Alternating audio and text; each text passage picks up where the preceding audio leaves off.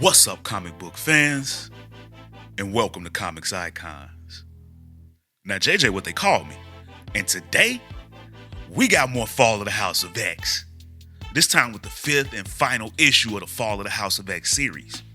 And if you guys missed any part of this series or this event, then I'll put a card at the top of the screen for you right now. And I'll put up a link at the end of this video as well. But man, y'all, this issue is so dope. And the moment that many of you guys have been waiting for, including myself. And as bad as I want to give it away right now, I won't. But it is glorious. But the last time when we left off with this series, the X-Men had found out about Xavier's deal he made with Orchis. And we also saw the X-Men teleport onto Sentinel City and wreck it. And we saw Apocalypse fight to save Krakoa, as well as the mighty Omega goddess Storm entering into this fight against Orchis.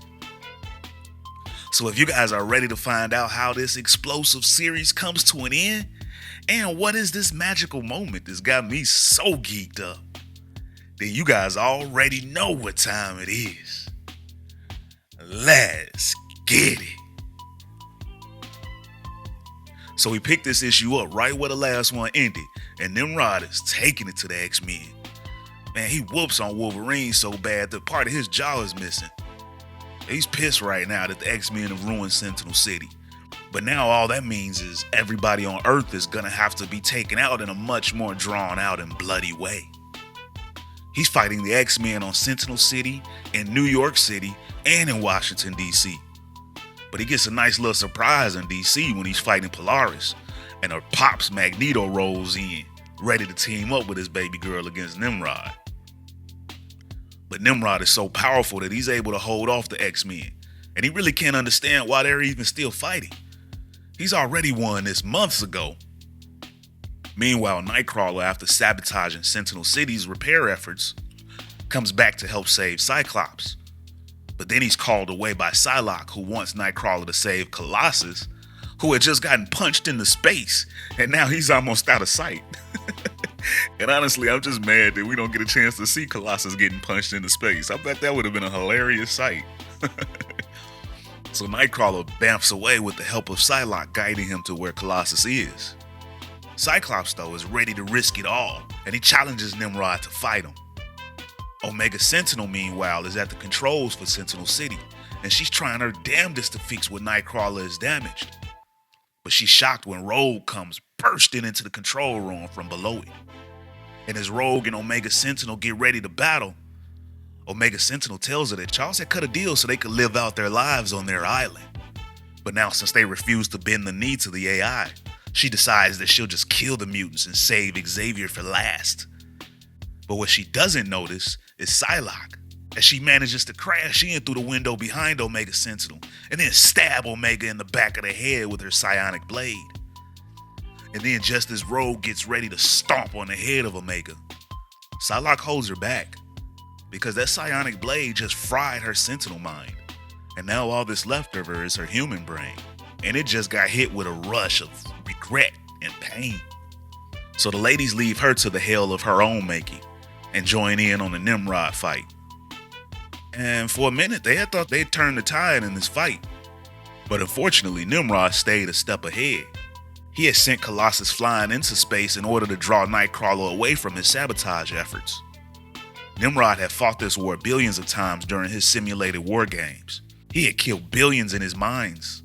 And in that time, there was always one final X-Man left standing after all the others fell.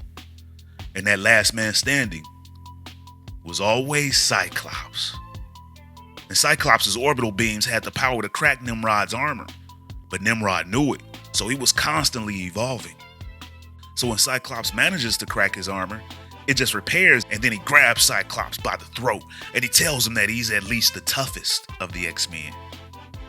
But Nimrod winds up gaining the upper hand in each of these fights he's simultaneously engaged in. And he asks all the X-Men if they have any last words before he destroys them all. But as always, Cyclops actually does have a few last words. And that's that she won't let you kill me. And at first, Nimrod thinks that this is yet another cry for Jean Grey. But that's not it, Cyclops tells Nimrod as he begins to grin ear to ear. Allow me to introduce you to Storm. As the sky cracks open and the goddess emerges from space, bringing endless lightning, she flies in, making the most badass boss-like entrance ever. And now Nimrod had made 1 billion calculations, only to end up being wrong about who the last X-Men standing was. And Nimrod's duplicates had now unearthed a flaw that he did not calculate. Being able to exist and think across vast distances required a lot of data and power. And Storm's power has now exploited that weakness. And as Magneto realizes that Nimrod is facing Storm everywhere, he and Polaris decide to increase the magnetic field inside of Nimrod. And now Storm offers Nimrod one last reprieve.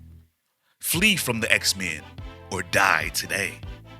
But Nimrod is too prideful to accept that he's been defeated, so he continues to fight back. And even Omega Sentinel, now with her human mind back in control, tries pleading with Nimrod that they don't have to keep doing this, as Monet St. Croix rescues her. And as he keeps on fighting, Storm tells him that if he stops, this war will come to an end. But if they stop, then they all die. So they're fighting for survival right now, which is the greater cause. And then Cyclops again blasts Nimrod with his optic beams, cracking his shell again. Storm adds in some lightning, and as Synch sees the damage that Storm is causing on the version of Nimrod that he's fighting, he too decides to channel the power of Storm against Nimrod. All while Magneto and Polaris maintain their fields, with Magneto maintaining a negative field, while Polaris is positive, creating what's called the Lorentz force, when combined with the electricity from Storm. And unfortunately for Nimrod, a moving electrical charge creates a magnetic field. And had Nimrod survived, he'd have had a lot to think about. But the storm that Nimrod faced even wiped out his duplicates of himself that he had held away from combat for safekeeping. And as Storm and Synch continue to pile on the lightning, they've done it. They've destroyed the all-powerful Nimrod. Then as Omega Sentinel tries to ask for forgiveness for all the death that she's taken part in, Cyclops tells her to earn this second chance. And the first choice she makes is to tell them all to call her by her real name, Karima. And as all the X-Men now come back together to escape this exploding Sentinel City, Wolverine can't understand why they've brought Omega Sentinel along with. But Psylocke fills him in that her Psyblade lobotomized her computer brain. But Logan, of course, is doubtful, although Nightcrawler tells him that with so much death that's occurred, they need to believe in redemption. Otherwise, they shouldn't continue this job anymore. And as Sentinel City explodes, Manifold is able to get everyone out in time. And Nimrod was so entrenched in Orchis that without him, it pretty much just ceased to exist, and all of the remaining Sentinels simply just begin to start dropping. This war was finally over, and Orchis was dead. But there was still the matter of Charles Xavier, who was still at the Orchis facility, a living ghost in its halls. As he senses the battle that's taking place, and he says to himself that he'd never doubted Scott. But then Shadowcat kicks in the door to a cell that holds him. But Charles always was able to make people see what he wanted them to see, or not see, as he projects an empty room in their minds as Shadowcat and Miss Marvel enter. He was now the hunted, although nobody knew that the truth is, he wasn't yet ready for his game to be over. Meanwhile, we pick back up with Manifold as he teleported away from Sentinel City with the remaining X-Men. And something's wrong now, he thinks, and he doesn't know where they are. But then he's met with his sister, Lactuca, who tells him that she has pulled him from the threat that remains. If Enigma looks this way, it will only see the void of the cosmos. So Manifold thanks his sister, then introduces her to Cyclops. And she tells Cyclops that the universe is on the precipice, and it is Scott's heart that could tip the scales away from death and toward life. As the X-Men are then transported back to Krakoa, and when they arrive, they see that Krakoa lives, as Apocalypse tells them that the island is starving no more, and their energies will be most welcome in nourishing it. Scott, meanwhile, decides to step away for a minute for some alone time. Then he calls out for Jean to tell her that they've destroyed Orchis, but they need her to rise again. It always goes back to Nathaniel Essex. He's still out there threatening to end us all, and Lactuca had told him that his heart will save them all. But he gave his heart to Jean Grey, and as he reaches out, he knows that she can't reply, but he does believe that she can hear him, and he tells her to come back and bring the fire. And that, ladies and gentlemen, is the end of this issue and this Fall of the House of X series. With only a few more issues left in the entirety of this event, y'all. So what did you guys think about this story? And did you like how Nimrod got taken out? I thought it was pretty dope. But how are you guys liking the direction that the X-Men are heading in right now? Or do you not like it at all? And what else would you like to see before this thing completely comes to an end? But as always, if you guys enjoyed this video and this channel, and you'd like to support the channel, then you could do so by stopping by the Comics Icon store and picking you up some of this new merchandise, including the background music heard right here in this video now available for download. Or by joining the Iconic Fan Club channel membership, and it'll be a link in the description to join.